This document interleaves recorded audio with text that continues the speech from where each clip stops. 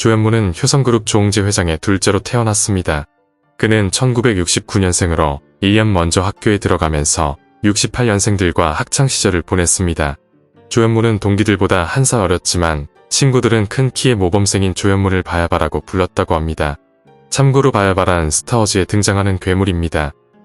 그리고 신해철과는 보성고등학교 동기로 고교 1학년 때 음악 경연을 하면서 처음 만났습니다. 당시 조현무는 키보드를 쳤고 신해철은 기타를 쳤는데 서로 음악 실력이 좋다는 점을 발견하고 대학에 진학하면 밴드를 같이 하자고 약속합니다. 이후 조현무는 서울대 인류학과에 수석 입학했고 신해철과의 약속은 지켜져 무한궤도를 결성합니다. 당시 조현무는 신시사이저를 맡았고 신해철은 보컬과 기타를 맡았습니다. 이들은 1988년 MBC 대학가요제에 출전하여 그대에게라는 곡으로 당당히 대상을 수상합니다. 그대에게라는 곡은 신해철의 음악 인생을 상징하는 노래로 신해철이 작사와 작곡을 맡았습니다. 이 노래는 현재까지 학교 축제나 공연에서 자주 불리며 많은 사랑을 받고 있습니다. 심지어 드라마 응답하라 1988의 메인 타이틀 오프닝 곡으로 쓰였으며 특히 7화에서는 1988 MBC 대학가요제를 생방송으로 시청하는 모습이 나옵니다. 이때 등장인물들이 누가 우승할지를 놓고 내기하다가 맨 마지막에 무한궤도가 나오자 앞다퉈 이들이 우승한다고 외쳤었죠. 그리고 가요계에 화려하게 데뷔한 무한궤도는 첫 앨범 우리 앞에 생이 끝나갈 대로 많은 사랑을 받았습니다. 조현무는 작곡에도 조예가 있어 직접 작곡한 끝을 향하여라는 곡을 무한궤도 1집 앨범에 싣기도 했죠. 그러나 조현무는 이후 밴드를 그만뒀고 무한궤도는 얼마 지나지 않아 해체되었습니다. 사실 신해철은 가수를 꿈꿔왔고 대학가요제가 음악인이 되는 등용문이라고 생각해 출전했지만 다른 멤버들은 대학생 시절의 추억으로 생각해 대학가요제에 참여했습니다. 조현무는 대상을 받고 나서 프로음악인의 길에 대한 유혹이 있었으나 밴드를 계속하기엔 자신의 피아노 실력이 부족하다는 생각에 가수 활동을 그만두었다고 합니다. 훗날 조현무는 해체 당시 상황에 대해 이렇게 기억했습니다. 사실 저희가 원래 지향했던 바는 아마추어 밴드였는데 해철이가 뮤지션으로서의 커리어를 쌓고 싶어 했기 때문에 진로 문제로 멤버들 간에 논란이 생겼어요. 그러다 전문 뮤지션의 길을 갈지 아니면 아마추어로 남을지 우리끼리 싸우지 말고 일단 대학가요제에 나가보고 그 결과에 따르자는 식이 된 거죠. 그런데 생각지도 못했던 대상을 받게 된 거예요. 무한궤도 해체 이후 신해철은 솔로 앨범을 준비하였고 무한궤도에 있던 다른 멤버들은 학업을 이어나갔습니다. 그리고 무한궤도 활동 멤버 중 음악의 뜻이 있었던 조연찬과 조영고는 정석원, 장호일과 손잡고 공리로비를 결성합니다. 이후 조연찬은 상용건설에서 2년간 근무한 뒤 유학길에 올랐고 1999년 세계은행 산하국제금융공사에 입사합니다. 그는 IFC에서 최고 경영자 특별보좌관, 중국몽골한국 수석대표를 역임했고 2018년 9월 국장으로 승진했습니다. 이는 우리나라 사람이 IFC 고위직에 오른 첫 사례로 꼽히고 있죠. 이듬해에는 IM 넷인베스트먼트로 자리를 옮겨 인프라 부문 대표에 올랐는데 이 회사는 홍콩에 기반을 둔 사모펀드 운용사로 운용자산이 2조 8천억 원대에 달한다고 알려졌습니다. 그리고 조현문과 함께 건반을 쳤던 김재홍은 치과의사가 됐으며 2005년에는 치과의사 밴드 이빨스를 결성합니다. 이빨스는 이후 여러 장의 앨범을 발표했고 각종 치과계 문화행사에 참여하며 공연 활동을 이어가고 있습니다. 조현문의 경우 서울대학교 졸업 후 서울대 경영대학원에 입학했지만 1학기만 다니고 미국으로 유학을 떠났습니다. 그는 미국 하버드 대학교 로스쿨을 졸업한 이후 뉴욕 로펌에서 변호사로 활동했습니다. 그래서 하버드대 동문이자 한 살 많은 이재용 회장과는 막역한 사이로 알려졌습니다. 형 조현준 또한 이재용과 일본 게이오대에서 함께 수학하면서 친하게 지냈다고 합니다. 조현무는 평소 재벌가 자제라고 불리는 것을 싫어했는데 로스쿨에 간 이유도 재벌의 삶이 아닌 자신의 삶을 살고 싶어 했기 때문입니다. 이는 아버지 조성래 회장의 가르침에서 배웠는데 평소 자녀들에게 혼자서도 살 수 있는 능력을 기르라고 강조했습니다. 때문에 조현문뿐만 아니라 다른 형제들 모두 다른 회사에 근무한 이력을 가지고 있습니다. 형 조현주는 미쓰비시 상사와 모건 스탠리에 근무하다 효성에 입사했고 막내 현상 씨는 세계적 전략 컨설팅 회사와 세계 최대의 통신업체인 일본 NTT 본사에 근무하다 효성에 합류했습니다. 그리고 조현문과 신해철은 다른 삶을 살아갔지만 우정은 변치 않고 이어온 것으로 알려졌습니다. 한 번은 신해철에게 음악계 후배들과 술 먹을 때 불러달라고 말했고 그래서 신해철이 조현문을 초대한 적이 있었습니다. 이 자리에는 MC 더 맥스의 이수가 와 있었고 조현문은 이수와 무려 3시간 동안 음악에 대해 열띤 대화를 했습니다.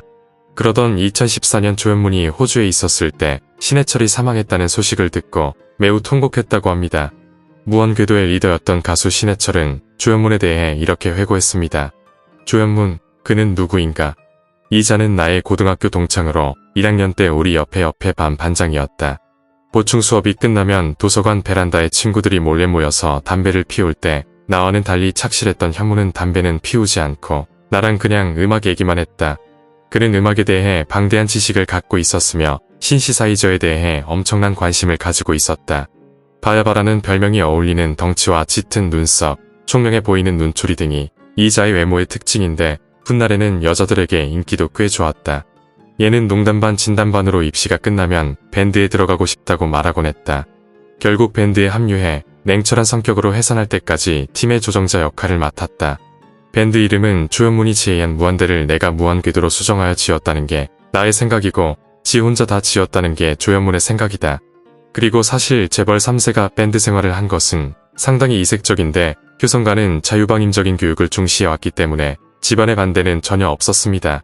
학업에 문제가 없다면 자신의 생활을 즐기는 것을 자유롭게 허용했습니다. 형인 조현주는 미술에 각별한 조예를 가지고 있으며 소믈리에 자격증을 따기도 했다고 했습니다. 동생 조현상은 학창시절 운동선수로 활동하며 스케이트 대회에서 상을 탔으며 아카펠라 그룹의 일원으로 활동하기도 했죠. 이처럼 효성그룹 조성래 회장이 자유방임적인 교육을 했던 것에 대해 조현무는 이렇게 말한 적이 있습니다. 아버님이 60년대 미국 유학을 하셨던 분이라 사고방식이 자유로우신 편이에요. 아무래도 그 시절 미국에 계시면서 히피 문화도 접하셨을 거고요. 또 아버님도 음악에 대한 조예가 깊으시거든요. 한번 아버님이 가지고 계신 LP를 구경한 적이 있는데 소장 앨범들 수준이 상당하더라고요. 조현문이 뉴욕에서 변호사로 활동하던 1998년 아버지의 부름을 받고 귀국해 효성그룹 경영에 참여하기 시작했습니다. 조현문은 경영 수업을 받으며 국제 변호사로서 공도 세웠는데 1999년 효성 도메인을 선점한 해외 이용자가 수억 원을 요구한 일이 있었습니다. 이에 조현문은 미국 도메인 등록협회와 미국 법원에 제소해 돈 한 푼 들이지 않고 효성닷컴을 되찾아왔습니다. 그리고 조현문은 신입사원 입문교육 강연에서 피아노 연주를 들려주기도 하는 등 음악에 대한 여전한 열정을 보여주기도 했죠. 그러던 2003년 조현문은 34살이라는 조금 늦은 나이에 결혼식을 올렸습니다. 조현문은 자신의 결혼이 늦은 이유에 대해 이렇게 말했습니다. 한동안 공부하느라 바빠서 결혼을 못했고 또 최근엔 일이 너무 바빠 결혼을 못했죠. 학창시절에 여자들에게 인기가 많지 않았냐고요. 안 그랬어요. 그냥 펠레터 몇 통 받은 정도였죠. 조현문의 아내는 노무현 대통령의 영어 통역을 담당하던 이여진 씨였습니다.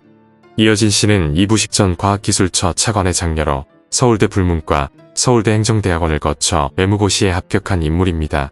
1999년 미국 연수를 통해 미국 컬럼비아대 로스쿨을 졸업하고 법학 박사 학위 및 뉴욕주 변호사 자격증을 취득하였습니다.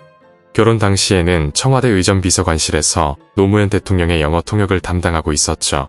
조현문과 이여진의 만남은 아버지 조성래 회장이 주선했다고 전해집니다. 2001년 하와이에서 열린 한미재계회의에 참석했던 조성래 회장은 미국 로펌에서 근무하던 이 씨를 눈여겨봤고 이후 아들에게 소개해준 것이었죠. 조현문은 아내 이여진 씨와의 첫 만남에 대해 이렇게 회고합니다. 지난 2002년 봄 대학로 카페에서 처음 만났는데 여진 씨 첫인상이 매우 좋았어요. 적극적이고 열심히 삶을 사는 사람이라는 생각이 들었고 또 예의도 바르고 여성적인 면도 많아서 균형이 잘 잡힌 사람이구나 하는 느낌을 받았습니다. 처음 만났을 때 2시간 정도 시간을 예상했었는데 이야기가 길어져 6시간 동안 저녁도 먹지 않고 이야기를 나눴어요. 처음 만나는 자리여서 어색함을 없애려고 제가 농담도 많이 했는데 그 농담에 조용히 고개 숙이고 웃는 모습이 무척 귀여웠던 기억이 나요. 그렇게 서로 호감을 갖게 됐지만 각자 바쁜 일정 때문에 교제엔 어려운 점이 많았습니다. 조현문은 당시 전략본부 임원으로 미국의 미쉐린사와 장기 공급 계약건으로 동분서주하고 있었고 여진 씨는 외교통상부 소속으로 미국에 국비 유학 중이었기 때문입니다. 미쉐린건으로 미국 출장이 잦던 조현문은 공식 일정이 끝나고 저녁 쉬는 시간에 틈틈이 여진 씨를 만났고 여진 씨가 귀국한 이후 화촉을 밝혔습니다. 그리고 둘은 신혼여행으로 아프리카를 선택합니다. 둘 다 아프리카에 가본 적이 없었고 생명력 넘치는 원시의 대자연 속에서 결혼생활을 시작하자는 생각에 제가 제안했어요. 10여일 정도 케냐에서 사파리 여행을 했는데 동물들의 대이동도 보고 정말 인상 깊은 여행을 했습니다. 케냐의 한 술집에서 제가 피아노를 연주했는데 신부보다 다른 여행객들이 더 좋아하더군요. 둘의 신혼살림은 본가가 있는 성북동 인근에 꾸몄는데 이는 아버지 조성래 회장의 뜻이었습니다. 평소 조성래 회장은 아들들이 결혼하면 매주 주말 가족과 함께 지내고 싶다는 뜻을 자주 비춰왔다고 합니다. 한 주는 큰아들 가족과, 다음 주는 차남 가족과, 그리고 그 다음 주는 막내 가족과, 마지막 한 주는 온 가족이 다 함께 지내는 생활이었습니다. 그리고 조현문의 어머니 송광자 여사는 커리어 우먼인 며느리 여진 씨를 각별히 아껴준다고 합니다. 저녁 9시가 넘어 퇴근한 며느리를 위해 밤늦게 직접 국수를 말아주기도 했죠. 그리고 여진 씨는 사회 전반에 대해 많은 지식을 가지고 있어 평소 사회적인 이슈를 놓고 남편 조현문과 토론을 해왔다고 합니다. 그런 과정에서 상대가 가진 시각들을 배울 수 있었고 서로 잘 이해할 수 있었다고 합니다. 그래서 여진 씨는 조성래 회장과도 주말에 만나면 많은 대화를 했고 특히 대미 관계에 대해 길게 토론했다고 알려졌습니다. 한편 조현문은 2006년 부사장 승진과 함께 중공업 사업 그룹장을 맡는 등 경영 수업을 착실히 수행해 나갔습니다. 이 과정에서 효성그룹의 카타르 전력망 사업에 진출하는 성과를 내기도 했죠. 그러던 2010년대에 들어서면서 조현문의 인생은 변곡점을 맞이하게 됩니다. 특히 한 살 차이였던 형 조현준과는 돌이킬 수 없는 강을 넘었습니다. 지난 2013년 2월 조현문 당시 효성중공업 부사장이 돌연 사표를 냈습니다. 재벌가의 둘째 아들로 계열사 수장까지 오른 그의 돌발 행동에 재계의 시선이 쏠렸습니다.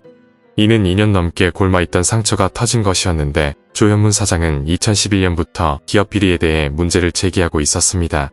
당시 조현문은 회사 내 뿌리 깊은 부정을 발견하여 부정을 색출하고 관련자들에게 엄한 책임을 물었습니다. 특히 형 조현준의 회삿돈 유용 문제로 그룹 내부 감사까지 추진했지만 아버지는 형을 감싸고 돌았다고 합니다. 당시 아버지에게 돌아온 말은 조용히 일하면서 형이나 잘 보필하라는 것이었습니다. 결정적인 사건은 2011년 여름에 터졌는데 회사의 구매 입찰이 공정하게 이뤄지지 않는 것을 보고 제동을 걸었습니다. 조현문은 조성래 회장을 찾아가 말했습니다. 불법 비리를 이대로 두면 안 됩니다. 가족들 모두가 감옥에 갈 수 있습니다. 그러자 조성래 회장은 이렇게 답했다고 합니다. 내 회사 내 뜻대로 경영하는데 내가 무슨 상관이냐.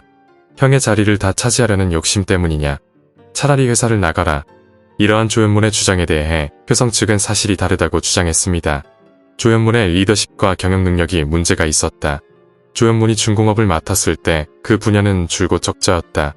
정상적인 마케팅 활동 등에 대해 사사건건 반대하고 이의를 제기하는 등 비정상 행태를 보였다. 조성래 회장도 그런 둘째에 대해 점점 기대를 접었다. 결국 2013년 조현문은 회사를 떠났는데 그냥 떠나는 게 아니라 사고를 제대로 치고 떠났습니다. 보유 주식 전량을 가족이 아닌 일반 기관 투자가에게 보란듯이 팔아 치웠는데 지배권이 약한 한국 재벌 세계에서는 있을 수 없는 사건이었죠. 조현문과 효성 간의 갈등은 이후에도 이어졌는데 2014년 형과 그룹을 상대로 횡령 및 배임 혐의로 10건이 넘는 무더기 고소를 벌였습니다. 이른바 효성그룹 형제의 난은 이렇게 해서 시작된 것이었죠. 이에 대해 재계에서는 조현문 사장이 2년 동안 치밀하게 효성의 내부 비리 폭로를 준비했다고 보았습니다. 이처럼 조현문이 효성 오너 일가의 비리를 세상에 알리는 내부 고발자 역할을 자처한 이유는 무엇일까? 먼저 조현문은 형과 그룹의 횡령 및 불법 행위를 도저히 묵과할 수 없었다고 주장했습니다. 심지어 그것이 알고 싶다에 출연해 효성그룹의 비리를 증언하였습니다. 그룹 내에 온갖 비리가 만연한 것을 눈으로 확인하고 도저히 두고 볼 수 없어 총대를 매는 심정으로 나서게 되었다. 하지만 효성 측에서는 조현문이 경영을 맡은 효성중공업 실적이 악화하면서 국외 경쟁에서 밀려날 것 같으니 비리를 폭로한 것 아니냐고 말했습니다. 조성래 회장이 자신의 세 아들들에게 각 계열사를 나누어 맡기고 성과가 가장 좋은 사람에게 그룹을 물려주겠다고 했다. 그러나 조현문이 맡은 중공업이 처음에는 잘 나갔지만 이후 성과가 나빠져서 후계 구도에서 멀어졌다. 그리고 형 조현준 역시 조현문을 공갈, 미수 등의 혐의로 고소했습니다. 조현문이 자신의 비상장 주식을 고가에 매수하지 않으면 형과 그룹의 위법 행위가 담긴 자료를 검찰에 넘기겠다고 협박했다는 이유였죠. 한편 조현문은 형제의 난을 일으킨 이후 효성가와 절연한 채 살아왔는데 법무법인 현의 고문 변호사로 활동하다 해외로 떠났습니다. 이후 미국 로펌에서 법률 자문을 하고 있다는 소문이 돌기도 했습니다. 그러다 한 언론에서 조현문이 싱가포르에서 사모펀드를 설립해 운영하고 있다고 보도합니다. 이 회사 자본금은 600억 원으로 조현문이 회사 지분 100%를 소유하고 있다고 전했습니다. 그러던 2024년 아버지 조성래 명예회장이 별세하며 조현무는 다시 한번 화제의 중심에 서게 됩니다. 2024년 조성래 명예회장이 별세하자 유족들은 조현문이라는 이름을 유족 명단에서 제외하였습니다. 발인식과 입관식 등 장례 과정에도 조현문은 가족들과 함께하지 않았습니다. 조현문은 조문객으로 빈소를 찾아 5분여간 머무른 것이 전부였죠. 하지만 조 명예회장은 조현문에게 1200억 원 상당의 지분을 유산으로 남겨줬습니다. 그러면서 조 명예회장은 유언장을 통해 새 아들에게 화해를 당부하는 내용을 남겼습니다. 조현문의 상속 조건으로 상속세 우선 납부를 걸었는데 가족들끼리 상속세를 협의하기 위해 서로 만나라는 뜻이었습니다. 이후 조현문은 기자회견을 열고 공익재단을 설립해 상속재산 전액을 공익재단에 출연하겠다고 밝혔습니다. 이를 위해 형 조현준 회장과 동생 조현상 부회장의 협조를 요청했습니다. 이에 재계에서는 상속재산을 전액 사회에 환원하겠다고 밝힌 배경으로 거액의 상속세 때문이라는 의문을 제기했습니다. 상속세 및 증여세법에 따르면 조현문은 물려받을 재산의 50%를 상속세로 납부해야 합니다. 하지만 상속재산을 공익법인에 출연하고 공동상속인이 이에 동의하면 상속세를 감면받을 수 있습니다. 그러나 조현문은 상속세와는 무관하다는 입장을 강조했습니다. 조현준 회장과 조현상 부회장이 동의하지 않아 공익재단 설립이 무산되더라도 상속세 납부 후 자녀 재산으로 공익재단을 설립하겠다는 입장을 밝혔습니다.